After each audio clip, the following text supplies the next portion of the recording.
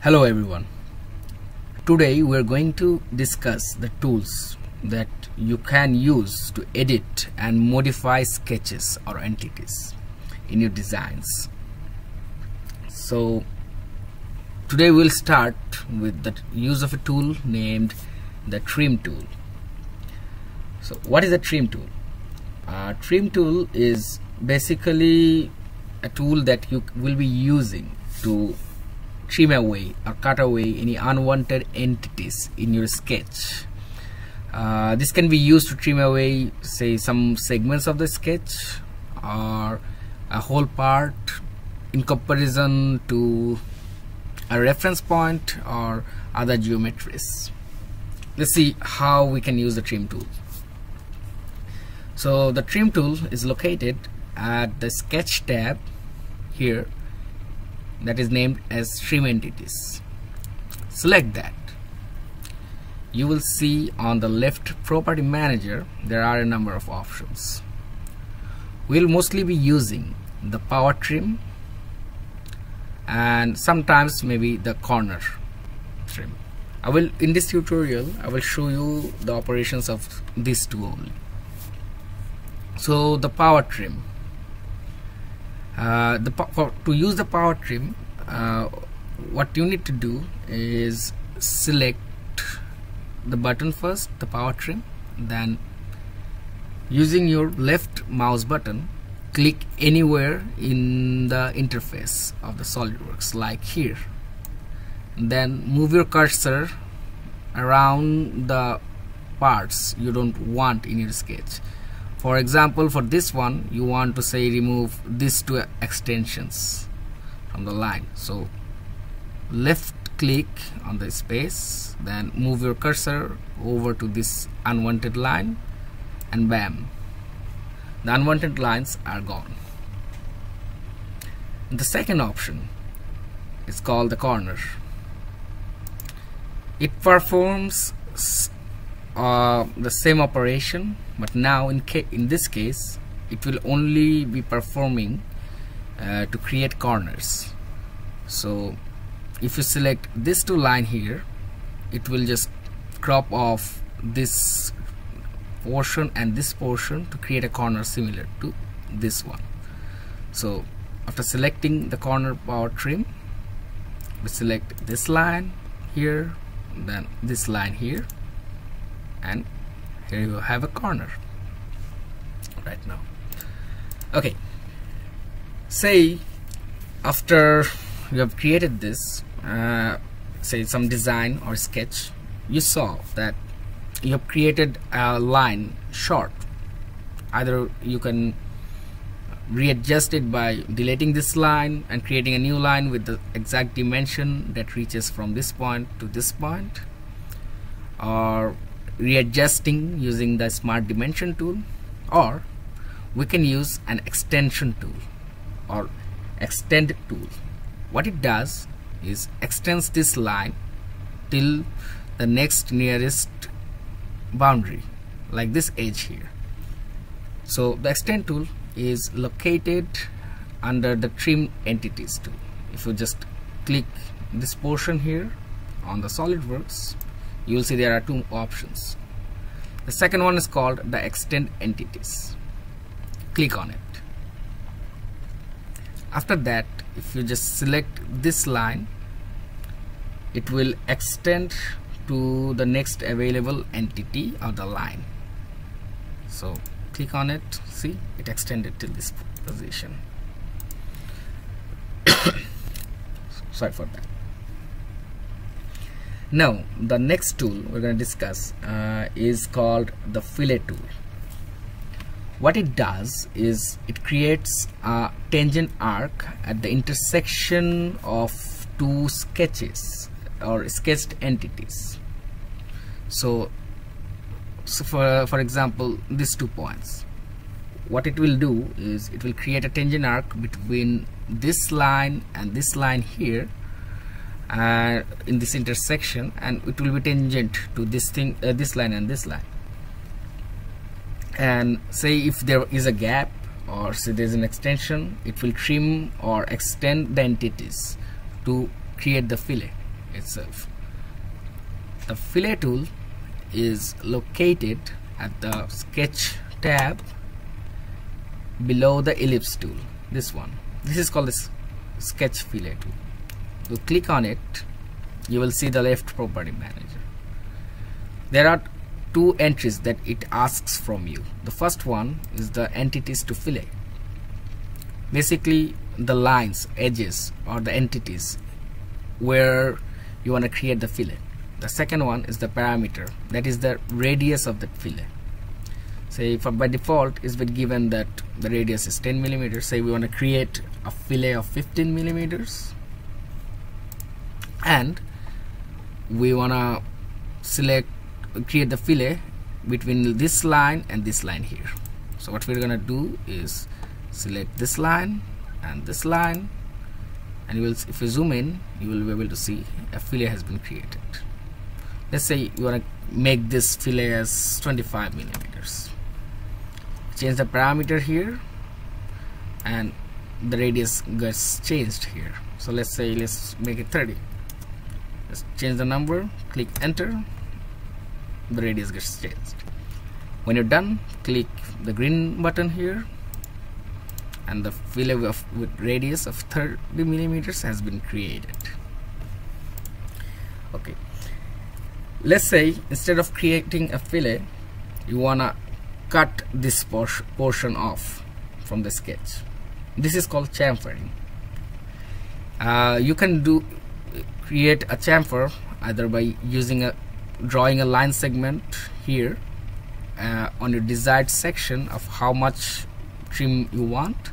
Then using the power tool, you can just cut off the unwanted parts, or you can use the tool that's hidden beneath the fillet tool. The second option, it is called that's hidden beneath the fillet tool, is called the chamfer tool. If you select that, on the left property manager, you will see there are two options. The first one being angle and distance, the second one being distance and distance. So angle and distance, that is basically if you're selecting two of the lines where you want to create the chamfer, the distance will be created, I mean to how much the chamfer is effective will be selected based on the first line, and from that point an angled line will be drawn till the other line, so that that portion can be cut off from to create the chamfer itself. And for the distance, that is basically you will be defining the distance from this point to where you want to create the chamfer, and from here to here. Let's say we want to go to the distance and distance, we are selecting, giving it okay. For the first line, let's say we want to cut off 15 millimeters, and the second one, say you want to cut off 5 millimeters. If you select the first line here, where we want to cut the 15 millimeters, the second one the 5 millimeters, if you zoom in, you will see it has already cut and created the chamfer at that point. Let's say you decided, okay, my plan is I have a distance for one of the edges, and from there on I can create an angle. You will be selecting the angle and distance, then give the distance for the first line, say that is 15 millimeters, and an angle, say 60 degrees. So select the first line here, then the second line, you will see the angle and distance has been used to create the chamfer. When you're done, click the green button here and you will be done. Now the next tool we're going to learn today is called the offset entities. What is an offset entities?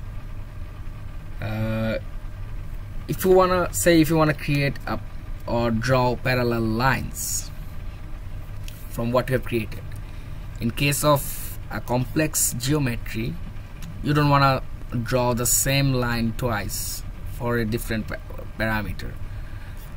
In that case, you can use the offset entities to create the parallel lines in certain distance in respect to the original one. So we're going to select the tool called this offset entities. You will see on the left there are quite a number of properties for this tool. The first one is the number. It is basically asking you how much will be the distance, or what will be the distance where the parallel line will be created as an offset. So let's give the number as 10 millimeters. Let's keep it that way, and let's select this line here. If you select this, you will be able to see that okay, it have created a parallel line on the inner side. Let's say you decided, okay, no, I don't want this parallel line on the inside, I want it outside. So what you're going to do is select this button called the reverse here. Select that, the line will be created on the outer side. Or let's say you decided, okay, I'm gonna create the parallel lines on both sides, the inner side and the outer side. You're gonna select this option called the bidirectional. So you can see the geometry has been created on both sides. Now the next option is called the cap ends. So cap ends are basically binding these ends. That can be done using an arc or some straight lines. Here you can see, if I'm not using the cap ends, it's open-ended. If we're just selecting the cap ends, it is just closing it. Let's keep it open. Then the other option says the construction geometry. So what will be the reference geometry?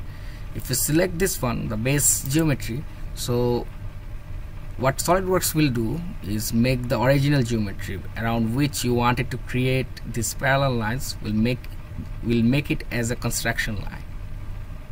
Okay, so when you're done selecting all your options, just click this green button here and you'll be done. Okay, let's add one more parameter before moving into the second operation for today. So I've created a construction line or reference line which I'll be using for our next tool. Let's say you want to create a geometry where it is symmetry, and so in a symmetry object both sides have, if in comparison to a center reference line, is the same, you can call it mirror opposites also. So to create a mirror opposite, what you can do is select this option called the mirror entities. Selecting this, you will see there are two options on your left: entities to mirror and mirror about. So let's say you want to copy only the outer line here. So what you're going to do is select the lines that you wanna mirror on the other side. Now to mirror about is basically the mirror, or this line around which you want to create the mirror image of the same lines you've created right now, selected right now. So select the mirror about, select the middle reference line. You'll be able to see that it has already created a mirror opposite on the other side. Okay, for our last tool for today, we're going to discuss the pattern tool. So in case of designing or creating a base feature, you may need to place some sketched entities in repetitive manner. In that case, instead of creating the same geometry again and again and again, you can just create a pattern. Either it can be linear pattern or can be a circular pattern. Let's say we have this circle here, and you want to copy it in X direction maybe 3 times, or in Y direction 3 times, let's say. So what you're going to do is select this button here called the linear sketch pattern. You will see on your left property manager a number of options has come forward. At the bottom you will be able to see something called entities to pattern. Basically you have to select the entity you want to copy. So by clicking on this box and then selecting this circle, you have selected the main object that you want to copy. Now you have to select in which direction you want to copy it, either X direction or Y direction, or say any customized direction. So let's do it for an X direction first. So if you go here on the top of the left property manager, you will see it says something called the X axis. So it will copy it in X axis. The second one says what will be the distances. Let's say we wanna keep it distance say 150 millimeters apart, or let's say 250. You can see that it has created another copy here in 250 millimeter. So center to center distance is 250 millimeters. Let's say you want to create 5 copies of the same circle. So select here and change the number 2 with 5. Click enter. You'll be able to see there are 5 copies being created in X direction. Let's say you want to create copies in Y direction. The same pattern, same way, you're going to select here entities to pattern. Let's say this one here. Then what you're going to do is in here in the X axis you want to select number of copies to 1, and then on the direction 2 Y axis you want to change this number to say 5 copies. Enter, and you will see the other options has appeared. Now you can just change this number here from say 10 millimeters to 250 millimeters. When you're done, click OK.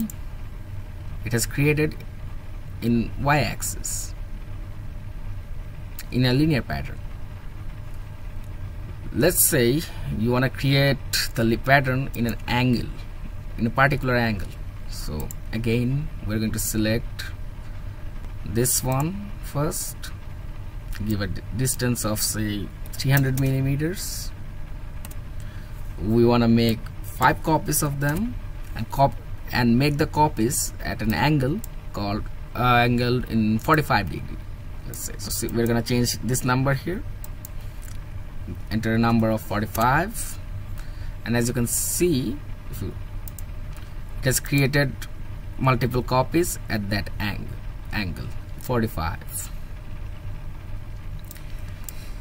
Using this same tool you can also create circular patterns also.